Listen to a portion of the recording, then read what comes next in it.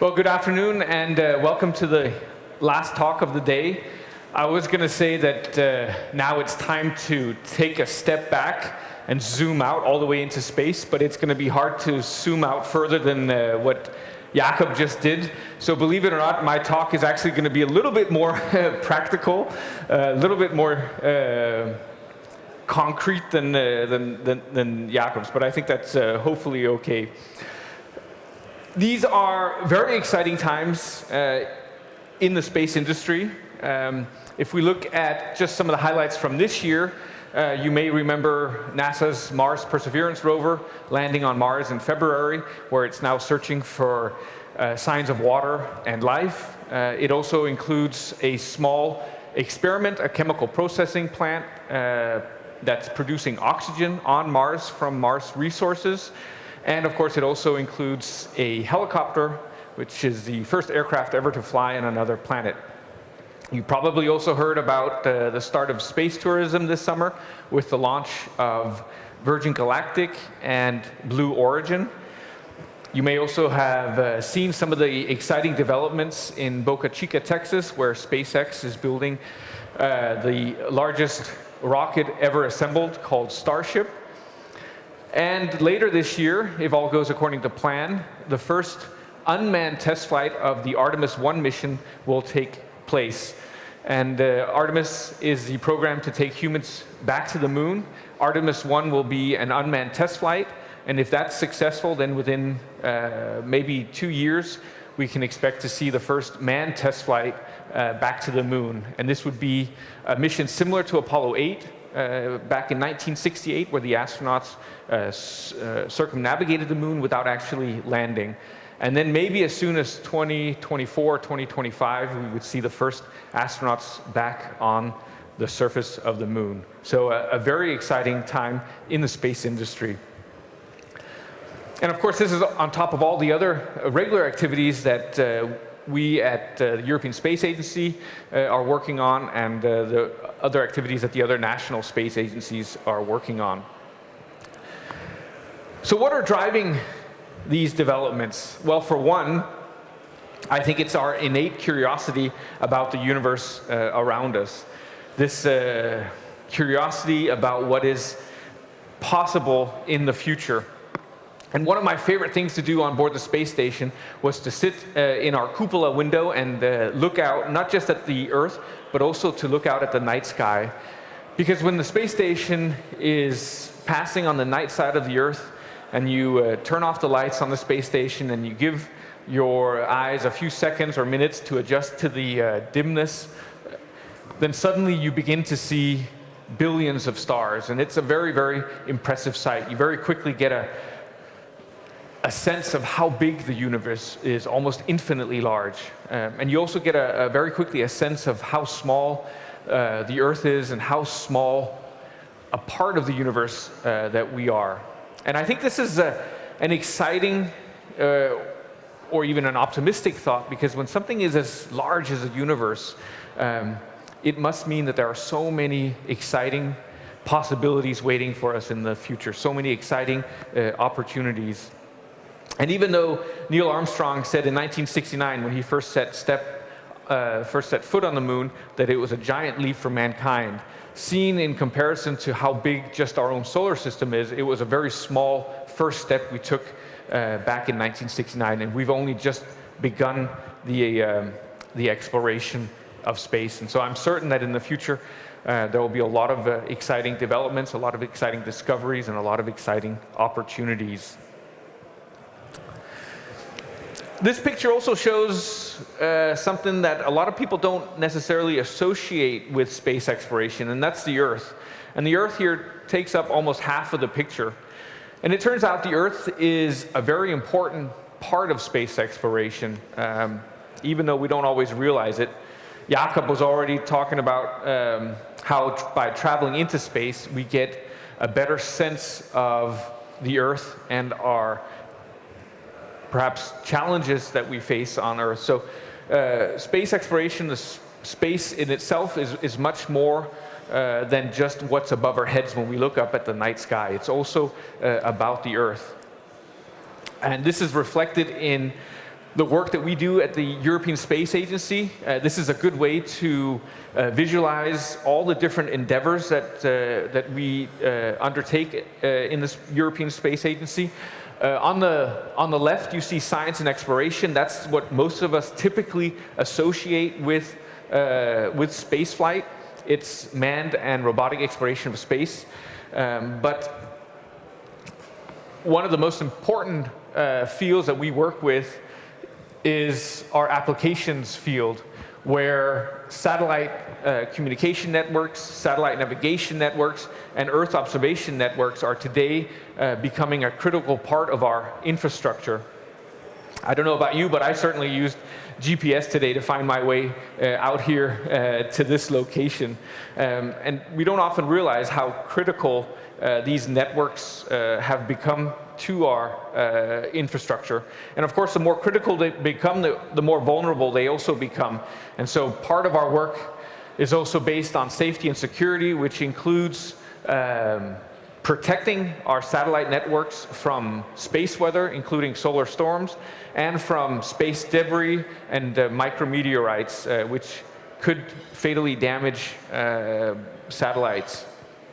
And of course, in order to launch satellites, we need rockets, we need control centers, and a lot of other important parts.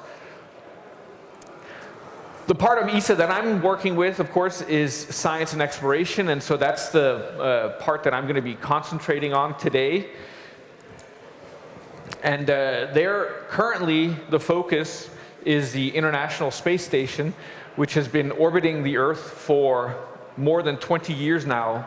The first module of the International Space Station was launched way back in 1998, and we spent the next 10 to 12 years assembling it piece by piece. It's so big that you cannot launch it in one piece, and so we had to build it piece by piece. And today, it's about the size of a football field. It's about 80 meters long and about 100 meters wide.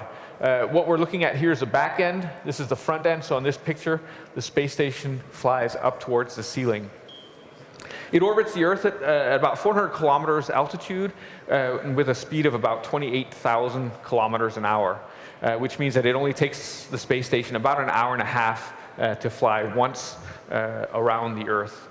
Or in other words, in the space of 24 hours, we see 16 sunrises and 16 sunsets. Believe it or not, the space station is not entirely complete. We just docked a new Russian module a couple weeks ago, increasing the size of the space station. And there's also an American company called Axiom that's planning to launch a private or commercial module to the space station in 2024. And so the space station is still expanding, and we hope to use the space station at least until 2030 as a laboratory.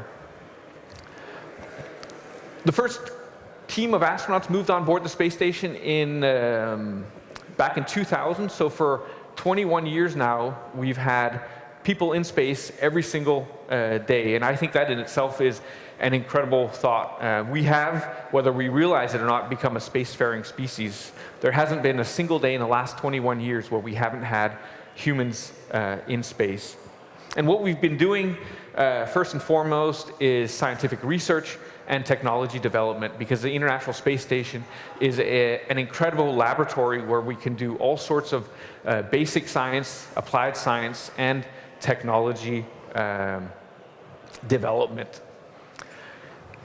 Even though the space station will likely continue until 2030, we've already begun developing the next step, which will be a return to the moon in the Artemis project. And part of the Artemis project involves building a smaller space station in orbit about the moon called Gateway, and we'll be sending astronauts to Gateway at the same time that we'll be landing astronauts on the lunar surface. This is an incredibly exciting project we're working on together with NASA. ESA has become a critical partner in this project. We're building several of the modules of this space station, and we're also building and delivering the service module that's part of the Orion spacecraft that will take humans from the Earth to the Moon. And the European service module and the Orion capsule are already mounted or connected together, waiting for the launch of Artemis 1, hopefully later this year. So if we're lucky, in a couple months, we'll see a spacecraft going to the Moon again because of Mars's early history. We believe we have lots of signs that seem to suggest that there has been liquid water on the surface of Mars in its past. And that's something that we can see from this map of Mars, which is an elevation map. But one of the most interesting things when you look on this map is that you see the northern hemisphere up here contains very few craters. I mean, there are a few craters, but not nearly as many craters as down here. That would suggest that there's been some kind of process that's erased the craters after they were formed. There ought to be just as many craters up here as down here. And one of the candidates, of course, is liquid water, flowing water, rivers, lakes, oceans that might have erased some of these craters. So there's good evidence that there's been water on the past on Mars, and with water, perhaps also the potential for life. And that's one of the driving factors for why we want to send astronauts there. But of course, prior to sending astronauts, we will be sending robotic precursor missions just like Mars Perseverance, which is, as I mentioned, already producing oxygen on the surface of Mars. And we envision several other robotic missions to further test technology. Next summer, hopefully, we'll be sending Europe's ExoMars rover to Mars, where it will also look for signs of water and life. But let's return to the International Space Station, where, as I've said, we've had astronauts on board now for 21 years. Currently, the size of the crew is 7. That's typically the long-term, or the size of the crew over longer terms. But to keep 7 people on board the International Space Station requires an incredible amount of logistic support. Just looking over the last 12 months, we've had 9 launches of 4 different types of unmanned cargo vehicles, bringing cargo, more than 31 tons of cargo to the space station. This, of course, a lot of this is scientific equipment and other equipment needed to support the work that we do, but a lot of it is also food, water, clothing, and of course, spare parts.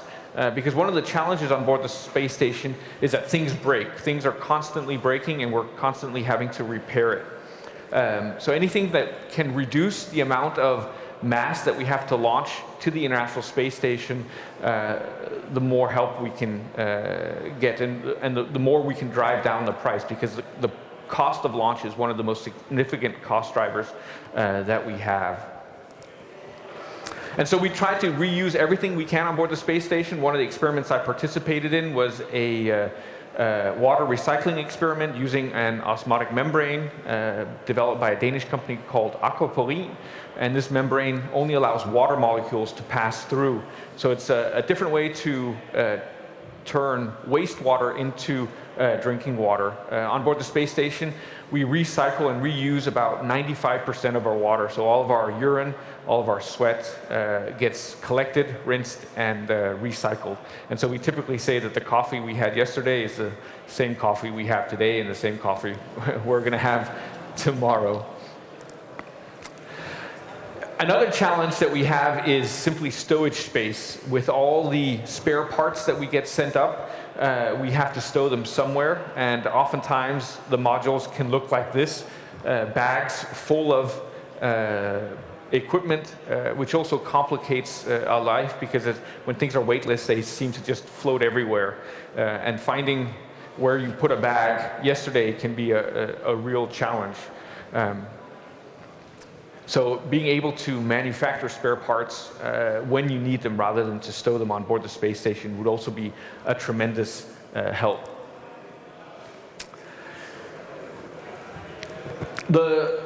The launch process also imposes a lot of constraints. As you can see from this picture, even large, heavy pieces of equipment are very simple to handle in weightlessness when they don't weigh anything.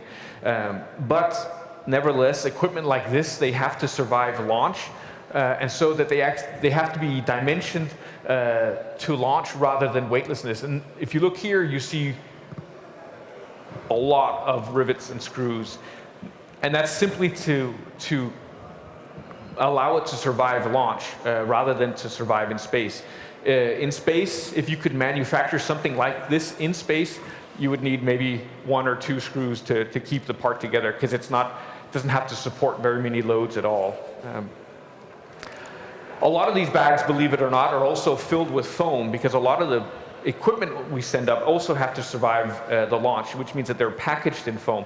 And so we actually have a tremendous amount of foam that we have to get rid of on board the space station, which of course could serve as a raw material for any 3D or 3D printing or additive manufacturing process.